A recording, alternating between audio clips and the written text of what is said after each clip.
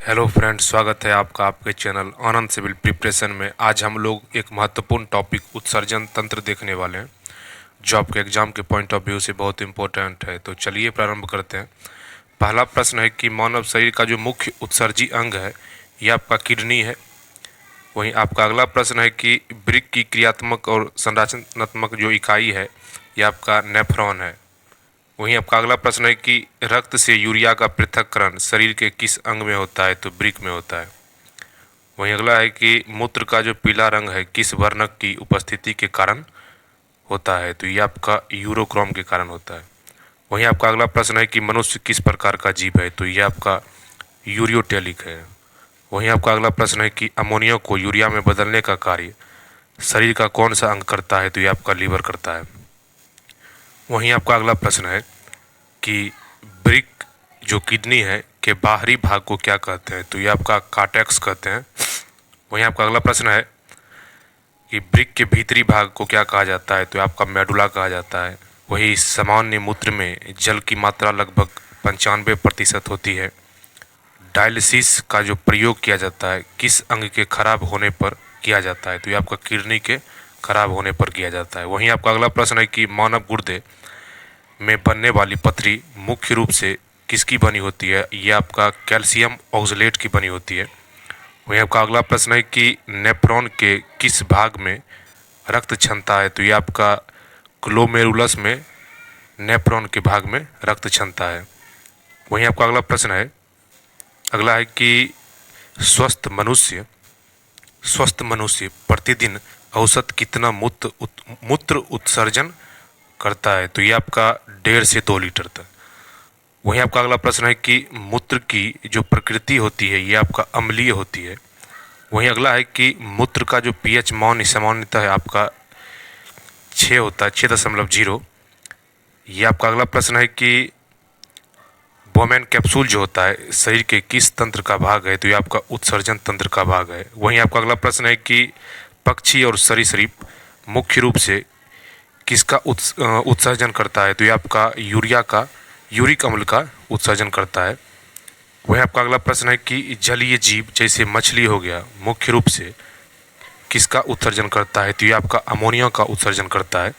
वहीं आपका अगला प्रश्न है कि मूत्र में जो प्रोटीन की उपस्थिति किस रोग का संकेत है, तो ये आपका नेफ्राइटिस का संकेत है। वहीं आपका अगला प्रश्न है कि वृक्क की जो पथरी को तोड़ने की प्रक्रिया है ये आपका लिथोट्रिप्सी कहलाता है, लिथोट्रिप्सी। वहीं आपका अगला प्रश्न है कि हेनले का जो लूप होता है ये आपका वृक्क नेफ्रॉन में होता है। ये आपका अगला प्रश्न है कि शरीर में जो जल और लवण के संतुलन को बनाए रखने की प्रक्रिया ये आपका ऑस्मो रेगुलेशन कहलाता है। अगला है कि यूरिया का जो निर्माण शरीर के किस चक्र द्वारा होता है, तो ये आपका ऑर्निथिन चक्र से होता है, ऑर्निथिन चक्र से होता है। वहीं आपका अगला प्रश्न है कि त्वचा द्वारा पसीने के रूप में किस पदार्थ का उत्सर्जन होता है, तो ये आपका जल, लवण और कुछ मात्रा में यूरिया। वहीं आपका अगला प्रश्न है कि फेफड़े किन गैसों के उत्सर्जन में सहायक है, तो ये आपका कार्बन डाइऑक्साइड और जल वाष्प। वहीं आपका अगला प्रश्न है कि एल्डोस्टेरोन हार्मोन जो होता है वृक्क में किस तत्व के अवशोषण को नियंत्रण करता है, तो ये आपका सोडियम को नियंत्रण करता है। वहीं आपका अगला प्रश्न है एडीएच की कमी से कौन सा रोग होता है, तो ये आपका डायबिटीज इंसिपिडस होता है। वहीं आपका अगला प्रश्न है कि रक्त का शुद्धिकरण कहाँ होता है, तो ये आपका वृक्क में होता है। वहीं आपका अगला प्रश्न है कि कीटों का जो मुख्य उत्सर्जी अंग है ये आपका मेलपिगियन नलिका है। वहीं आपका अगला है कि केचुए का जो मुख्य उत्सर्जी अंग है ये आपका नेफ्रिडिया होता है। वहीं आपका अगला प्रश्न है कि अमीबा में जो उत्सर्जन किसके माध्यम से होता है, तो ये आपका संकुचनशील रिक्तिका के कारण होता है। वहीं आपका अगला प्रश्न है कि मनुष्य के जो मूत्र में जो गंध किस पदार्थ के कारण आता है, तो ये आपका अमोनिया के कारण आता है। वहीं आपका अगला प्रश्न है कि वृक्क की धमनी में किस प्रकार का रक्त बहता है, तो ये आपका ऑक्सीजन युक्त लेकिन अपशिष्ट युक्त रक्त होता है। वहीं आपका अगला प्रश्न है कि वृक्क शिरा में किस प्रकार का रक्त होता है? तो ये आपका शुद्ध अवशिष्ट रहित रक्त होता है। वहीं आपका अगला है कि अल्ट्रा फिल्ट्रेशन की प्रक्रिया कहाँ होती है? तो ये आपका ग्लोमेरुलस में होता है। वहीं आपका अगला प्रश्न है कि मूत्र त्याग की इच्छा होने पर मस्तिष्क के किस भाग को संकेत मिलता है? तो ये आपका सेरेब्रम को संकेत मिलता है। वहीं आपका अगला प्रश्न है कि वृक्क के जो ऊपरी स्थित अंतःस्रावी ग्रंथि है ये आपका अधिवृक्क ग्रंथि है, इसे एड्रिनल ग्लैंड कहते हैं। वहीं आपका अगला प्रश्न है कि रक्तचाप ब्लड प्रेशर को नियंत्रित करने वाला वृक्क का हार्मोन आपका रेनिन हार्मोन है।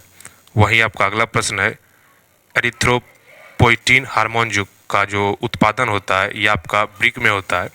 वहीं आपका अगला प्रश्न है कि मानव मूत्र में जो यूरिया की मात्रा लगभग 2% होती है, मूत्र वाहिनी का कार्य क्या है? तो ये आपका मूत्र को वृक्क से मूत्राशय तक पहुंचाना, यही इसका कार्य है। वहीं आपका अगला प्रश्न है कि मूत्राशय में मूत्र की अस्थायी रूप से संग्रहित किया जाता है तो इसकी क्षमता कितनी होती है? तो लगभग 700 से 800 ml। वहीं अगला प्रश्न है गाउट रोग का कारण क्या है? तो रक्त में यूरिया अम्ल का स्तर बढ़ जाना। अगला प्रश्न है ग्लाइकोसूरिया स्थिति में मूत्र के साथ क्या बाहर निकलता है? तो ये आपका ग्लूकोज बाहर निकलता है। वहीं आपका अगला प्रश्न है हिमट्यूरिया क्या है? तो ये आपका मूत्र में रक्त की उपस्थिति हिमट्यूरिया है। वहीं अगला प्रश्न है कि वृक्क की धमनी में रुकावट आने पर कौन सा विकार होता है? तो ये आपका रीनल हाइपरटेंशन होता है। वहीं अगला प्रश्न है कि झींगा का उत्सर्जन अंग कौन सा है? तो ये आपका हरित ग्रंथि झींगा का उत्सर्जन अंग है। वहीं आपका अगला प्रश्न है कि चिपटे कृमि किसके द्वारा उत्सर्जन करता है? तो ये आपका ज्वाला कोशिका के कारण उत्सर्जन करता है। वहीं आपका अगला प्रश्न है कि प्रति मिनट वृक्क से कितना रक्त प्रवाहित होता है? तो ये आपका लगभग 1200 ml। वहीं अगला प्रश्न है कि किडनी प्रत्यारोपण में सामान्यतः किसका किडनी लिया जाता है? तो निकट संबंधी जेनेटिक सामान्यता के लिए।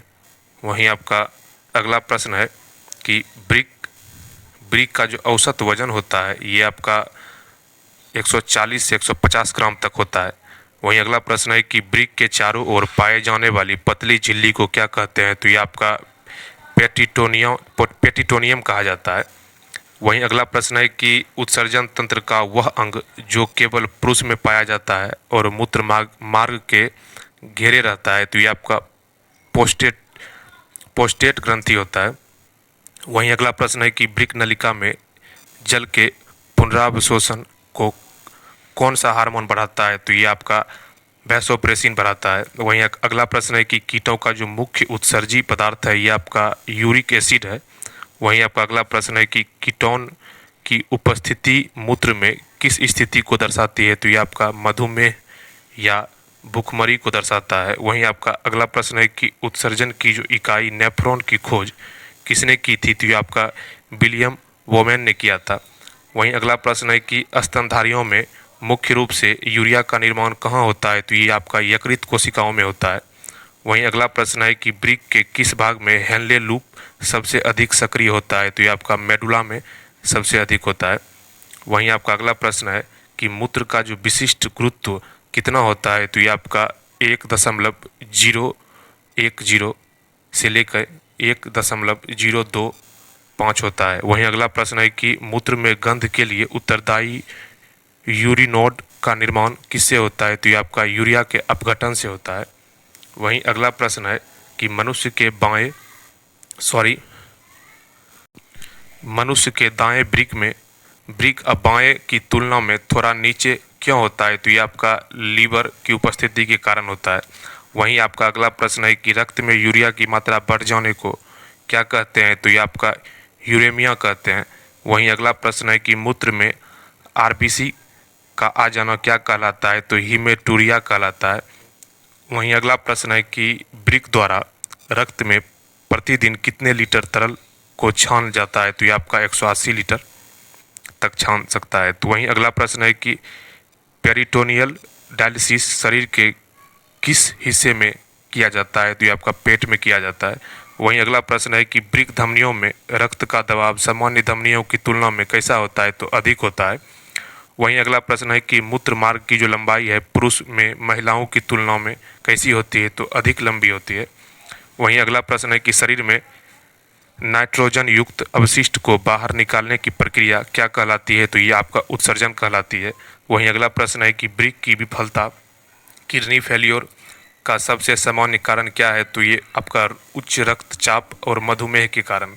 वहीं अगला प्रश्न है कि उत्सर्जन प्रक्रिया में सक्रिय परिवहन कहाँ होता है, तो ये आपका समीपस्थ कुंडली नलिका में होता है, पीसीटी में।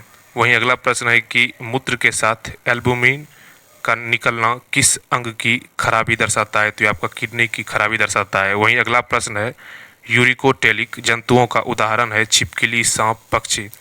वहीं अगला प्रश्न है कि अमीनो अम्ल का उत्सर्जन करने वाले जीव क्या कहलाते हैं, तो ये आपका अमोनियोटेलिक, जैसे घोंघा हो गया। वहीं अगला प्रश्न है कि मूत्र के असामान्य घटकों में से एक बिलिरुबिन किसकी बीमारी का संकेत है, तो ये आपका पीलिया का संकेत है। वहीं अगला प्रश्न है कि डायलिसिस जो मशीन है को किस नाम से जाना जाता है, तो ये आपका कृत्रिम वृक्क के नाम से जाना जाता है। वहीं अगला प्रश्न है कि मूत्र में ग्लूकोज की उपस्थिति क्या कहलाती है, तो ये आपका ग्लाइकोसूरिया कहलाता है। वहीं अगला प्रश्न है कि वृक्क नलिका में किस भाग में 100% ग्लूकोज का पुनरावशोषण होता है, तो ये आपका पीसीटी में होता है। वहीं अगला प्रश्न है कि रक्त में जो कैल्शियम स्तर को नियंत्रित करने वाला वृक्क का विटामिन कौन सा है, तो विटामिन डी। अगला प्रश्न है कि मूत्र के माध्यम से सर्वाधिक उत्सर्जन होने वाला विटामिन सी है। वहीं अगला प्रश्न है कि ओलिगोरिया का क्या अर्थ है, तो मूत्र की मात्रा का बहुत कम होना। वहीं अगला प्रश्न है आपका पोलिरिया की स्थिति कब उत्पन्न होती है, तो ये आपका मधुमेह के दौरान होती है। वहीं अगला प्रश्न है कि मूत्र के पीएच को कौन सा अंग नियंत्रित करता है, तो वृक्क नियंत्रित करता है। अगला प्रश्न है कि ग्लोमेरुलस वुमेन कैप्सूल को मिलाकर क्या कहते हैं, तो ये आपका मेल्पिगियन काय कहते हैं। वहीं अगला प्रश्न है कि वृक्क में जो रक्त ले जाने वाली नलिका को क्या कहते हैं, तो अभिवाही धमनिका कहते हैं। वहीं अगला प्रश्न है कि वृक्क से रक्त बाहर ले जाने वाली नलिका को क्या कहते हैं, तो अपवाही धमनिका कहते हैं। वहीं अगला प्रश्न है कि शरीर में जो यूरिया का सबसे कम सांद्रता किस नस में होता है, तो ये आपका वृक्क शिरा में होता है। वहीं अगला प्रश्न है कि वृक्क की जो पथरी किस प्रकार के दर्द का कारण बनती है, तो ये आपका रीनल कोलिक का कारण बनती है। वहीं अगला प्रश्न है कि वह प्रक्रिया जिसमें विलेय पदार्थ उच्च सांद्रता से कम सांद्रता की ओर जाते हैं, तो ये आपका विसरण कहलाता है। वहीं अगला प्रश्न है आपका कि शराब पीने से मूत्र की मात्रा क्यों बढ़ जाती है, तो ये आपका एडीएच हार्मोन के शराब में कमी के कारण। वहीं अगला प्रश्न है कि मूत्र वाहिनी की दीवार किस प्रकार की मांसपेशी से बनी होती है, तो ये आपका चिकनी मांसपेशी से बनी होती है। वहीं आपका अगला प्रश्न है कि नेफ्रोलॉजी किसका अध्ययन है, तो वृक्क और उसके रोगों का। वहीं अगला प्रश्न है कि वृक्क के किस भाग में पथरी का निर्माण शुरू होता है, तो ये आपका रीनल पैलिवक्स में होता है। वहीं अगला प्रश्न है कि उत्सर्जन तंत्र में रिफ्लेक्टर मांसपेशी का क्या अर्थ है, तो मूत्र के प्रवाह को नियंत्रित करना। अगला प्रश्न है कि हीमोडायलिसिस के दौरान रक्त में जमने से जो रोकता है, ये आपका क्या मिलाया जाता है, तो ये आपका हेपरिन मिलाया जाता है। वहीं अगला प्रश्न है कि शरीर के जो तरल पदार्थ की परासरणी सांद्रता को बनाए रखना, ये आपका होमोस्टेसिस कहलाता है। वहीं अगला प्रश्न है कि वृक्क के अंदर जाने वाले प्रवेश द्वार को क्या कहते हैं, तो हाइलम कहते हैं। वहीं अगला प्रश्न है कि एड्रेनल कॉर्टेक्स से निकलने वाला मिनरलोकॉर्टिकॉइड किस प्रकार का कार्य करता है, तो ये आपका वृक्क नलिकाओं पर कार्य करता है। वहीं अगला प्रश्न है कि रक्त में यूरिक एसिड का जमाव जोड़ों में किस बीमारी को जन्म देता है, तो ये आपका गठिया को जन्म देता है। वहीं अगला प्रश्न है कि मानव शरीर में जल का सर्वाधिक पुनरावशोषण कहाँ होता है, तो ये आपका नेफ्रॉन के पीसीटी और हेनले लूप में होता है। ये था आपका उत्सर्जन तंत्र से प्रमुख प्रश्न। मिलते हैं एक नए टॉपिक के साथ, तब तक के लिए धन्यवाद।